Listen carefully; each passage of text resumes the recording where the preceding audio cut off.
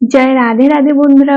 সকলে নিশ্চয়ই সুস্থ আছো, ভালো আছো, ভগবানের কৃপায় আমরাও ভালো আছি। আর ভালো থাকার জন্য আবারও চলে এলাম একটি নতুন টিপস নিয়ে, নতুন ভিডিওর মাধ্যমে। আজকের বিষয়বস্তু হলো শ্রাবণ মাসের সোমবারগুলিতে আমরা কিভাবে পূজা করব। শ্রাবণ মাস মহাদেবের অত্যন্ত প্রিয় মাস। সোমবার মহাদেবের প্রিয় দিন, বার, যেটি আমরা বছরের প্রত্যেক সোমবারে মহাদেবকে বেলপাতা অর্পণ করে এবং দুধ, ঘি, অন্যান্য জিনিস সহ পূজা দিয়ে থাকি। কিন্তু বিশেষত সোমবারের সঙ্গে যখন শ্রাবণ মাস, সেখানে তো আর কোনো কথাই নেই। শ্রাবণ মাস আপনারা হাতে পাচ্ছেন, সেটা সুন্দরভাবে পূজা করবেন এবং পূজা করার পদ্ধতি এবং পূজা করার সঠিক নিয়ম এবং পূজা করার সময় আমাদের কিভাবে পূজা করতে হবে সমস্তটাই ভিডিওর মাধ্যমে থাকবে। এবং এই মাসে যদি আপনারা মনে করেন বাড়িতে শিবলিঙ্গ প্রতিষ্ঠা করবেন, তাহলে কিভাবে প্রতিষ্ঠা করবেন, কোন স্থানে করবেন, সেগুলো বলবো এই ভিডিওর মাধ্যমে। তাই বন্ধুরা, ভিডিওটি অবশ্যই আপনারা দেখুন, কাজে লাগবে। প্রথমত বন্ধুরা বলি যে শ্রাবণ মাসে অনেকেই মহাদেবকে পূজা করেন, শিবলিঙ্গে জল ঢালেন। এবং শুধু শ্রাবণ মাস না, অনেকে সারা বছর সোমবারে শিবলিঙ্গে জল ঢালে। কিন্তু তারপরেও তারা বলেন যে তাদের সঙ্গে কিছু ভালো হয় না। তবে কেন ভালো হয় না, আমরা অনেকের মুখ থেকে এই কথাগুলি শুনি। আমাদের পূজার ক্ষেত্রে আমরা নিজেরাই কিছু ভুল করি, কারণ আমরা মনে করি সারা বছর জল দিচ্ছি, আমরা তো ভীষণ পুণ্যের কাজ করছি। কিন্তু আমরাই নিজেরাই ভুল করি এবং ভুল করার পরে আমরা নিজেরা সেটা বুঝতে পারি না কোথায় ভুল হচ্ছে। সেই ভুলগুলি আপনাদের সঙ্গে তুলে ধরছি। প্রথমত, শ্রাবণ মাস কিংবা বছরের সোমবারগুলি আমি পুজো দেওয়ার ক্ষেত্রে এই ভুলগুলি অনেকের দেখেছি। যেটি করেন, সোমবারের দিন যদি আমাদের মহাদেবকে পূজা করতে হয়, তাহলে অবশ্যই সোমবারের আগের দিন রবিবারে এবং সোমবারের পরের দিন মঙ্গলবারে নিরামিষ আহার গ্রহণ করতেই হয়। এবং সোমবারের দিন যেদিন আমরা শিবলিঙ্গে জল ঢালবো, সেদিন আমাদের নিরামিষ তো বটেই, সেদিন আমাদের কোনো রকম চালের জিনিস অর্থাৎ ভাত, খই, মুড়ি ইত্যাদি খাওয়া চলবে না। সেদিন অন্নদানা মুখে তুলতে পারবেন না। কিন্তু আপনারা রুটি, গমের ময়দা ইত্যাদি খেতে পারেন এবং বিভিন্ন রকম সবজি খেতে পারেন। এইভাবে আপনারা করবেন, অবশ্যই দেখবেন ত্রুটিহীন ভাবে পূজা হবে। আর অনেক সময় আমরা কি করি, মনে করি যে শিবলিঙ্গে পূজা দেবো, জল ঢালবো, সেই কারণে আমরা কি করি, শিবলিঙ্গে যেদিন জল ঢালবো অর্থাৎ সোমবারে আমরা শ্যাম্পু করি, অনেক সময় নখ কাটি। এগুলি একদম করবেন না। শিবলিঙ্গে জল ঢালতে হলে আপনাদের শুচি শুদ্ধ হতে হবে আগের দিনে, অর্থাৎ রবিবারের দিন। শুচি শুদ্ধ হয়ে স্নান করে আপনারা নিরামিষ আহার গ্রহণ করবেন এবং পরের দিন মহাদেবকে জল ঢালবেন। এটি তো অবশ্যই করতে হবে। এবং তার সাথে আমাদের মহাদেবকে যখন জল ঢালতে হয়, নারী পুরুষ উভয়েই কালো বস্ত্র পরিধান করা একদম উচিত নয়। আমাদের সেদিন শুভ্র বস্ত্র, সাদা, হলুদ, গোলাপি কিংবা লাল এই ধরনের বস্ত্র পরা অবশ্যই উচিত।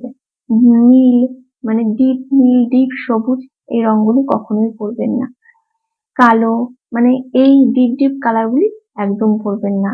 মেয়েরা লাল, হলুদ, কমলা, গোলাপি ইত্যাদি রং পরতে পারেন। ছেলেরা সাদা, হলুদ ইত্যাদি রং পরতে পারেন। এগুলি উজ্জ্বল বর্ণ।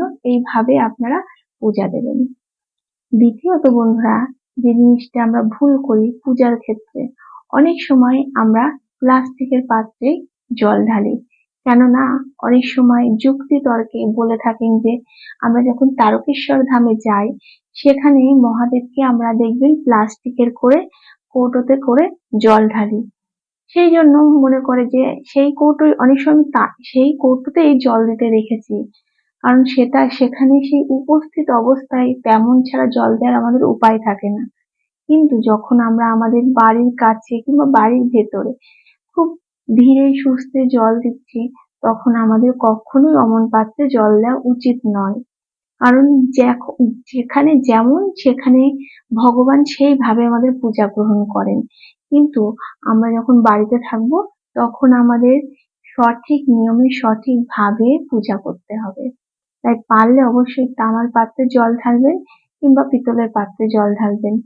এটি অবশ্যই করতে পারেন, কিন্তু কখনোই লোহার পাত্র, অ্যালুমিনিয়ামের পাত্র কিংবা স্টিলের পাত্রে জল ঢালবেন না। মাটির পাত্রেও জল ঢালা যায়, মহাদেবকে বলা হয়ে থাকে। আবার কখনোই জল সংখ্যের জল মহাদেবকে অর্পণ করবেন না। আবার বলা হয়ে থাকে মহাদেবের পূজায় তো শঙ্খও বাজাতে নেই। তাই বিভিন্ন মতামত আছে, তবে একটি কথাই বলবো যে আপনারা কখনোই প্লাস্টিকের পাত্রে কিংবা স্টিল, অ্যালুমিনিয়ামের পাত্রে জল ঢালবেন না। এগুলি করলে মহাদেব বলে অসন্তুষ্ট হবে। আর যেটি বললাম, জল অনেক সময় জলের সাথে আমরা দুধ, গঙ্গা জল মিশিয়ে ঢালি, কিন্তু সেটি আবার কখনো তামার পাত্রে ঢালবেন না, তাহলে সেটি বিষের সমান হয়ে যাবে। যদি তামার পাত্রে আপনাদের জল ঢালতে ইচ্ছা হয় তাহলে শুধু জলই নেবেন, তাতে দুধ নেবেন না। আর মহাদেবকে যদি দুধ দিয়ে স্নান করানোর ইচ্ছা হয় তাহলে আপনারা পেতলের কিংবা মাটির পাত্র নিতে পারেন। তাহলে বন্ধুরা খুব ভালোভাবে বুঝিয়ে বললাম। আর কখনোই নারকেলের জল মহাদেবের মাথার উপরে দেবেন না।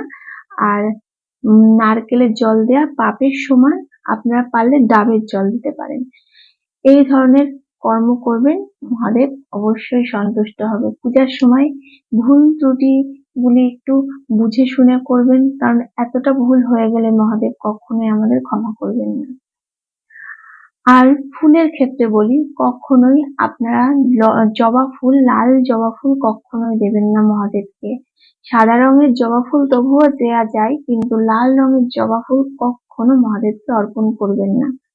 বিশেষত আমরা জানি মহাদেব সন্তুষ্ট হয় আকন্দ ফুলে এবং বিভিন্ন রকম সাদা ফুলে মহাদেব সন্তুষ্ট হন।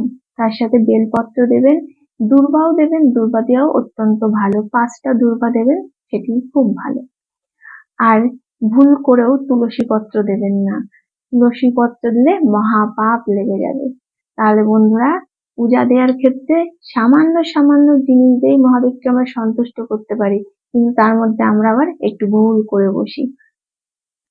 কিন্তু অনেক সময় আমরা মহাদেবের ভোগে তুলসী পত্র দেয়া দেখেছি, কিন্তু সেক্ষেত্রে অনেক সময় অনেকে অনেক রকম বিধান বলেন যে তুলসী পত্র মহাদেবের ভোগে দেওয়া যায় না, বেলপাতা দেওয়া যায়। তাহলে আপনারা বেলপত্রই দেবেন। আর মহাদেবকে বলা হয়ে থাকে মহাদেবের মাথার উপরে যদি আপনারা ফল কিংবা জল অর্পণ করেন, অর্থাৎ শিবলিঙ্গের উপরে, এই জল কিংবা ফল কখনোই প্রসাদ রূপে গ্রহণ করবেন না। এটি যদি করেন তাহলে আপনারা মহাপাতক হয়ে যাবেন। তার মানে আপনারা ওই জল চরণামৃত বলে গ্রহণ করবেন না এবং কখনোই মাথায় দেবেন না। এই নিয়ে আমার অন্যান্য ভিডিও আছে, আপনাদের ছোট আকারে বললাম। আর পারলে চোখে ছোঁয়াতে পারেন, কারণ মহাদেবের ওইভাবে প্রসাদ আমরা গ্রহণ করতে পারি না। অন্যান্য দেবতাদের উদ্দেশ্যে আগে ভোগ নিবেদন করা হয়, তারপরে মহাদেবকে অর্পণ করা হয় বলে সেই প্রসাদগুলি আমরা গ্রহণ করতে পারি। তো বন্ধুরা, অনেক সময় অনেকেই যুক্তি তর্ক দেখান যে এই সমস্ত বিষয়গুলি, তাই আমরা বেশি যুক্তি তর্কে না গিয়ে সঠিকটা জানার চেষ্টা করাই উচিত। তাই আমি যতটুকু জেনেছি আপনাদের সঙ্গে সেটাই শেয়ার করলাম। আর বেলপত্র বিশেষত সোমবারে কখনোই তুলবেন না, কারণ বলা হয়ে থাকে ব্রহ্মা, বিষ্ণু, মহেশ্বরের বসবাস হলো বেলগাছে, এবং সেটি বিশেষত বেলগাছটি সোমবারের দিন মহাদেবের আশীর্বাদ স্বরূপ হয়ে থাকে। তাই বেলগাছের যখন পত্র ছিঁড়বো আমরা, তখন মহাদেবকেও আঘাত দেয়া হয়ে যাবে। তাই কখনোই আপনারা সোমবারে বেলপত্র তুলবেন না। বেলপত্র তোলার বিভিন্ন দিন আছে এবং বেলপত্র না তোলার বিভিন্ন দিন আছে, তাই এই বিষয় নিয়েও অনেক ভিডিও আমার করা আছে। কিন্তু বিশেষত বলবো সোমবারের দিন বেলপত্র একদম তুলবেন না। বেলপত্র তুলতে হলে আগের দিন, রবিবারের দিন তুলে রাখবেন। বেলপত্র অর্থাৎ বেলপাতা এবং তুলসী পাতা কখনো বাসি হয় না, তাই আগে থেকেই আপনারা তুলে রাখতে পারেন। এইভাবে করবেন পূজা, কোনো রকম ত্রুটি হবে না। আর বন্ধুরা, পূজা দেওয়ার সময়, শিবলিঙ্গে জল ঢালার সময় মাথায় রাখবেন, শিবলিঙ্গে যখন জলটি ঢালছেন কখনো যেন ছিটকে পায়ে এসে না পড়ে। অনেক সময় শিবলিঙ্গের চারিধারে বেড়ি করা থাকে না, অনেক জায়গায় বাঁধানো থাকে কিন্তু অনেক জায়গায় থাকে না, তাই সাবধানে জল দেবেন, দেখবেন কোনো প্রকারে যেন পায়ের ধারে না আসে পড়ে। আর শিবলিঙ্গের চারিপাশে কখনো পরিক্রমা করবেন না, এটি করা একদম উচিত নয়। মন্দিরে ঢোকার সময় যে ঘন্টা থাকে অবশ্যই বাজাবেন, যখন বেরিয়ে আসবেন তখন আর ঘন্টা বাজাবেন না, এগুলি যেন মাথায় থাকে। এই সমস্ত ভুল ভ্রান্তির জন্য আমাদের বিভিন্ন রকম পূজায় বিঘ্ন ঘটে এবং পূজা ভুলভাবে আমাদের ভগবানের সামনে পৌঁছায়। বন্ধুরা, এছাড়াও এই শ্রাবণ মাসে 4টি আমরা সোমবার পাবো।